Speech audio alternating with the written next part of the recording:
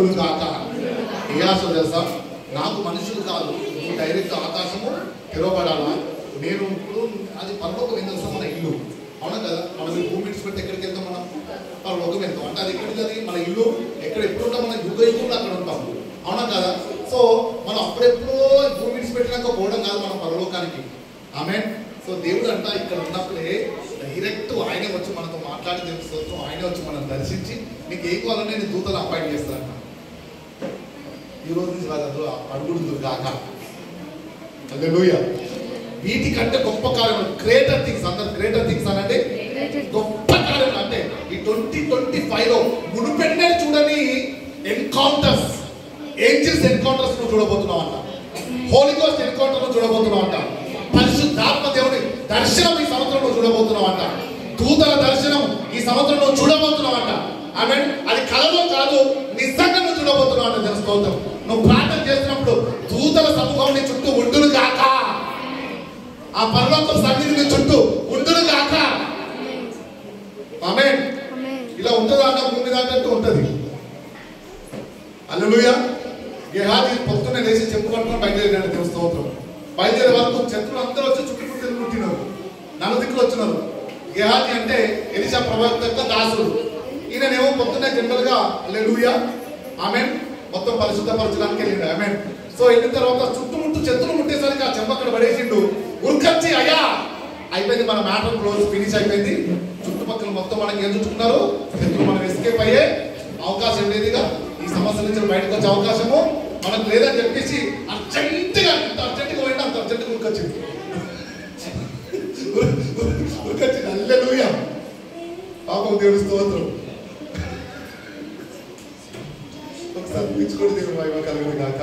శత్రువులు మొత్తం చుట్టుముట్టి ఆమేన్ మనోడు మొత్తం ఉన్న బలంగా పడేసి చెమ్ము ఉరుకో ఉరుకు. హల్లెలూయా. ప్రవక్త దగ్గర ఉరికొచ్చి రాగానే అయ్యా మన మ్యాటర్ క్లోజ్ అయిపోయింది, సమస్య ఇక బయటకు వచ్చే పని లేదు, మనం బయటకు పోయే పని లేదంటే ఎలీషా అంటాడు సింపుల్ గా. ప్రవక్త అంటాడు, నువ్వు దేని గురించి భయపడుతున్నావు నాయన? నువ్వు భయపడకు. ఎంతమంది శత్రువులు వచ్చి నీ చుట్టుముట్టుకొని ఉన్నారో. హల్లెలూయా. ఒక్క నిమిషం ఇప్పుడు నేను ప్రార్థన చేసి నీ కన్ను తెరుస్తా. అప్పుడు ఆ శత్రువుల కంటే మన దగ్గర ఉన్న ఎవరు ఉన్నారో నీకు తెలుస్తుంది. ఒక్కసారి చూడని చెప్పి చిన్న ప్రార్థన చేసినట్ట ప్రవక్త ఎలీషా. ఎప్పుడైతే ప్రార్థన చేసిండో ఆ గెహాజీ కన్నులు తమక్కున తెరవబడ్డాయి. ఎప్పుడైతే తెరవబడ్డాయి అతనికి ఏం కనబడి తెలుసా? మొత్తం కొండలు, కొండల చుట్టూ అగ్నితో కూడిన రథాలు, గుర్రాలు కనబడ్డాయంట. తెలుసుకోవాలి అంటే ఎలీషా అక్కడే ఉన్నాడు భూమి మీద, గెహాజీ కూడా అక్కడే ఉన్నాడు భూమి మీద.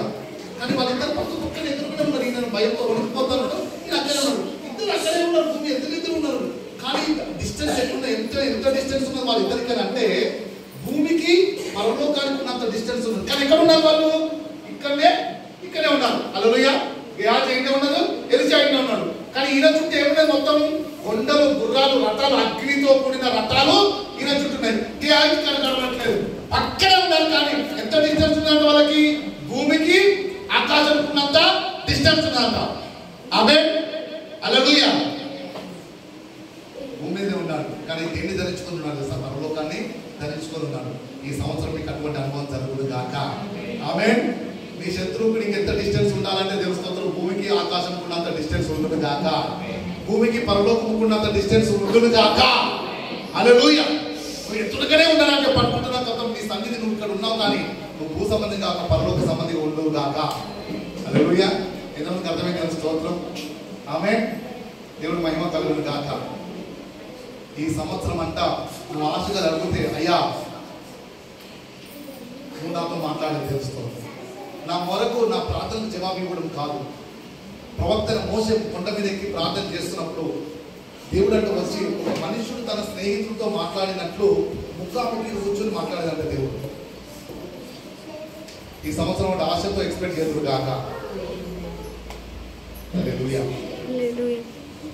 ఎందుకంటే మీ ఫేస్ ఎట్లా పడుతుంది అంటే అన్న ఎప్పుడు ఆఫీస్ రానట్టుగా మాట్లాడుతుంది. తెలుసుకోవచ్చు. హల్లెలూయా. ఆమేన్. దేవుడు మహిమ కలుగును గాక. కానీ ఈ సంవత్సరం ఈ దేవుడు మనతో మాట్లాడే నేను మీకు విషయం చెప్పాను. ఒక సీన్ చెప్తున్నాను. నా ప్రాంతంలో కుటుంబ ప్రొటెక్షన్ కంటే సర్వైవల్ మోడ్, మనకి లోకంలో బ్రతకడానికి ఏమైతే కావాలో, ఇల్లు కానీ, భర్త కానీ, ఆహారం కానీ, వీటన్నిటి